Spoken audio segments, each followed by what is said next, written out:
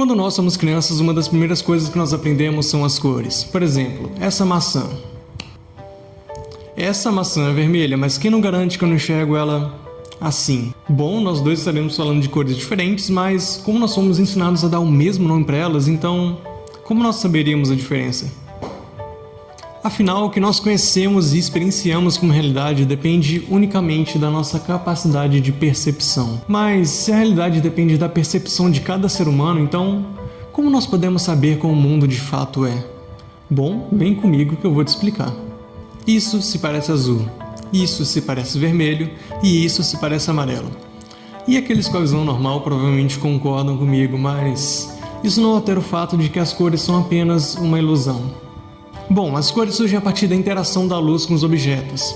A luz branca é feita de várias outras cores devido a diferentes comprimentos de onda dentro do seu espectro eletromagnético. Quando a luz atinge um objeto, ele absorve algumas cores e reflete outras. E as cores que nós vemos são devidas a esses comprimentos de ondas refletidos até os nossos olhos. E então isso cria a percepção das cores que nós vemos. Ou seja, as cores são criadas dentro de nossas cabeças. Bom, dentro do nosso olho tem o nosso que a gente pode chamar de cone. E não é cone de trânsito, é algo mais ou menos parecido com isso.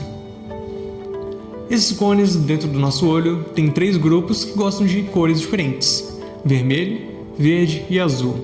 Quando a luz entra no nosso olho, esses cones enviam sinais ao cérebro com base nas cores que eles mais gostam. E o cérebro combina esses sinais, assim nos fazendo ver todas as cores ao nosso redor. É tipo mágica, só que não. Não tem como a gente ter certeza se o nosso cérebro interpreta as cores da mesma forma que o de outras pessoas. E eu não quero causar uma crise em ninguém não, mas é fato que, pelo menos em termos de percepção, nós estamos sozinhos nas nossas próprias mentes. E é você e você mesmo, não tem muito o que fazer.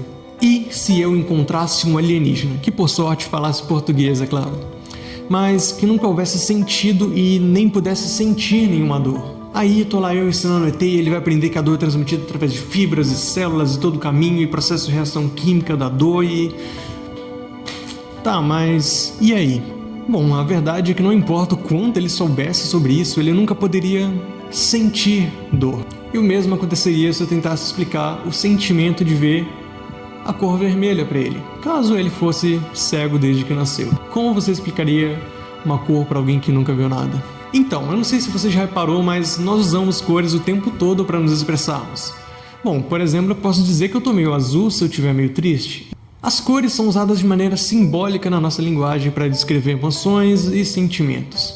Além disso, em diferentes culturas, as cores têm significados diferentes. Em muitas culturas ocidentais, o vermelho é associado ao amor e à paixão, enquanto na China o vermelho simboliza boa sorte e felicidade.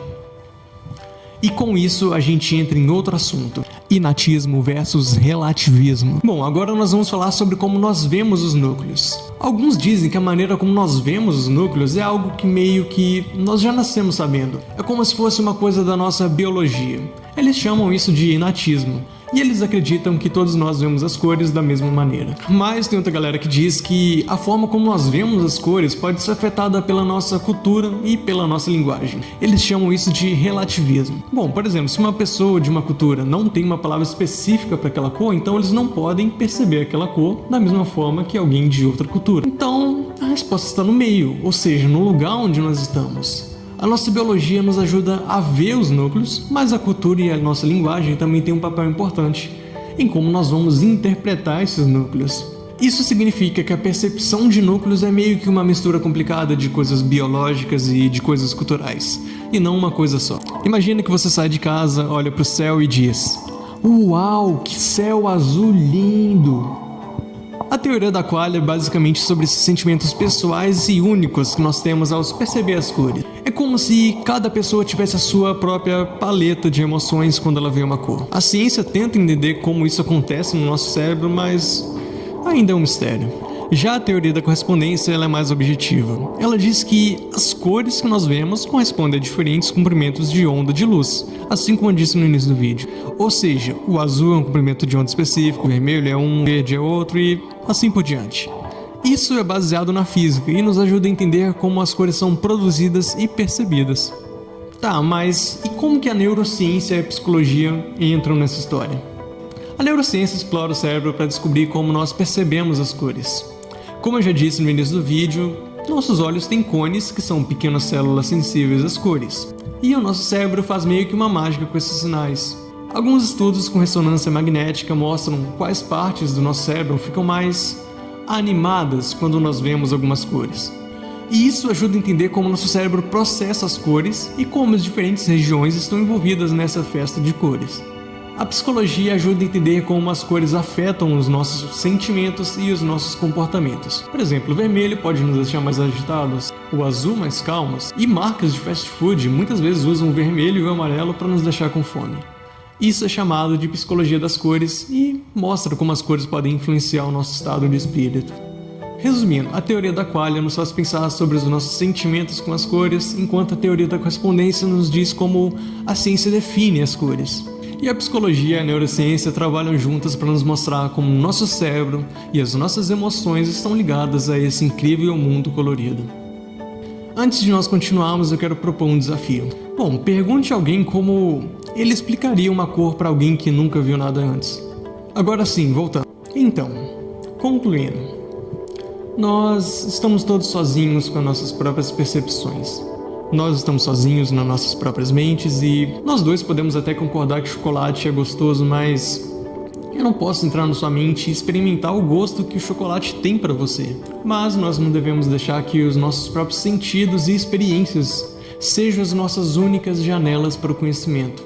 Porque ou eles estão incompletos ou eles podem estar nos enganando. Então, resumindo o vídeo todo, o vermelho que eu enxergo é o mesmo vermelho que você enxerga? Bom, a resposta é um pouco frustrante, mas não tem como a gente saber. Mas a resposta é provavelmente não. Mas o lado bom é que, mesmo não podendo saber, eu ainda posso perguntar. Então, seja humano, seja curioso, pergunte e busque por respostas. Porque é isso que nós precisamos para entender o mundo ao nosso redor e a nós mesmos. Muito obrigado para você que assistiu até aqui. E, bom, se você gostou e acha que outra pessoa pode gostar também, eu peço que considere compartilhar e se inscrever. E os vídeos que serviram como inspiração para criar isso aqui estão todos na descrição do vídeo. Muito obrigado e até uma próxima.